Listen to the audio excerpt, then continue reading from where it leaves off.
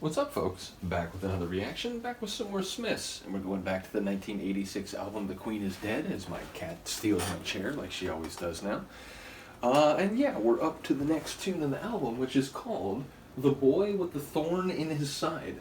A thorn in someone's side is obviously a very easily understood figurative metaphor. I think it is often used more as a metaphor, but the idea that there is some problem, some issue, some pain, which is not necessarily great or significant in terms of volume or lethality, but which will not let you be entirely comfortable. It's something that you constantly feel, it's constantly an irritant, and even if you can sort of focus on other things and try to take care of what you have to, you never don't feel it. So the idea of the boy with the thorn in his side, it makes me think maybe about someone who grows up with some sort of problem, whether it's at home or maybe they're bullied at school, just something that won't let them live a comfortable and normal life. And perhaps the idea of a boy, maybe as this boy grows older, that thorn in his side will then become sort of an impetus for, retribution, whether against people specifically or just against society as a whole, for treating or for allowing him to be treated in that way. So it makes me think of a constant nagging pain or injury, which perhaps labeling it as something that a boy is dealing with makes me think about time, because it makes me think, boys, if all goes well, they grow up into men. If they, aren't unlucky enough or aren't, or if they're fortunate enough, I should say, to survive boyhood, then they ultimately become men. So saying the boy with the thorn in his side, it just makes me think about perhaps what happens when you have a thorn in your side over time, maybe specifically as you're growing and developing into an adult.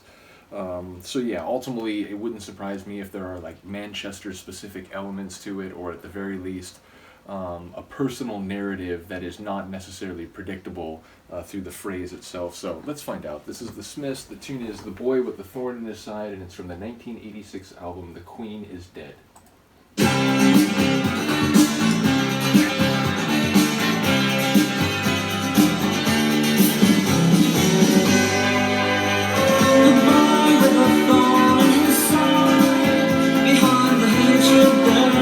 This is one my old girlfriend used to listen to.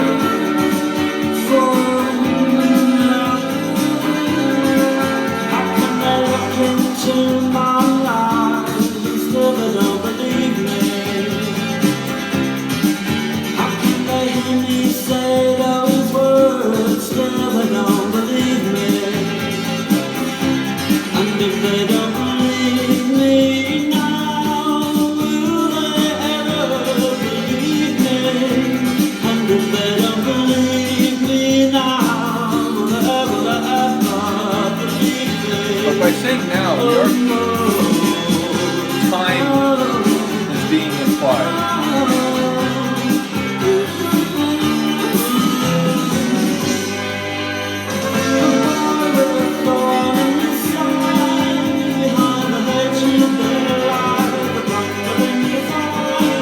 Behind the hatred, something with grumbling.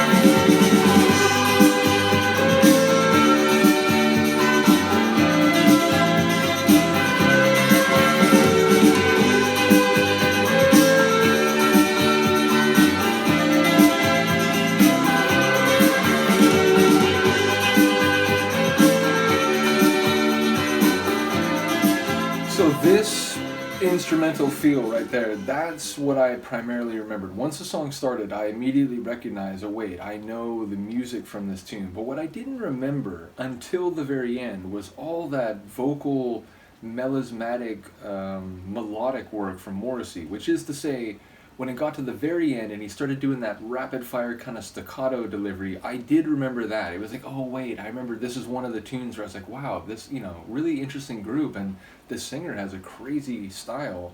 But a lot of the vocal work before that, which is like a minute or two of it, after most of the proper lines had already been sung, all those, again, melismatic, melodic flourishes he was doing, I didn't remember that. So it was weird, like, this song is definitely one that my old girlfriend from, like I said, like 20 years ago now. We started dating in like '03. I think it ended in '05. But yeah, ultimately, this is one she definitely used to listen to, but there were parts of it I didn't remember, though again, right at the end, it was like, wait, I do remember this sort of vocal flourish, right? At the finish. So ultimately, a cool tune and sort of nostalgic, maybe not as much as a couple of the others. Big Mouth Strikes Again is one that I can't even call it nostalgic, because it was a tune that struck me when I first heard it, like I said, maybe 20 years ago. But then once I heard it, it became a staple even after that relationship ended. Whereas some of these other songs, I haven't heard them since I was hanging out with her, and that would be one of those songs, certainly. So yeah, pretty cool. I don't know lyrically exactly what's happening, but this line, or like sort of the mantra of the tune, the idea that, if they can't believe us now, then they're never gonna believe us. But I don't know like what the suggestion was.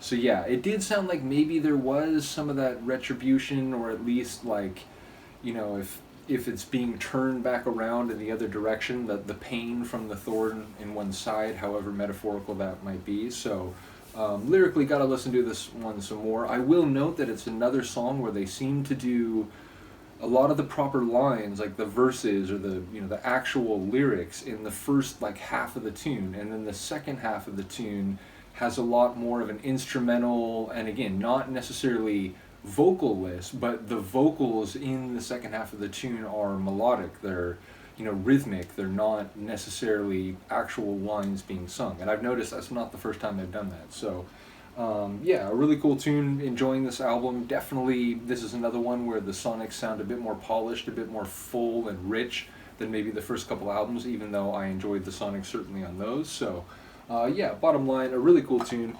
Do let me know what you think. And I apologize, Luca, but I am going to have to scoop you out of my lap at this point. Relatively harmless. In any case, let me know what you think. I will see you next time. Peace.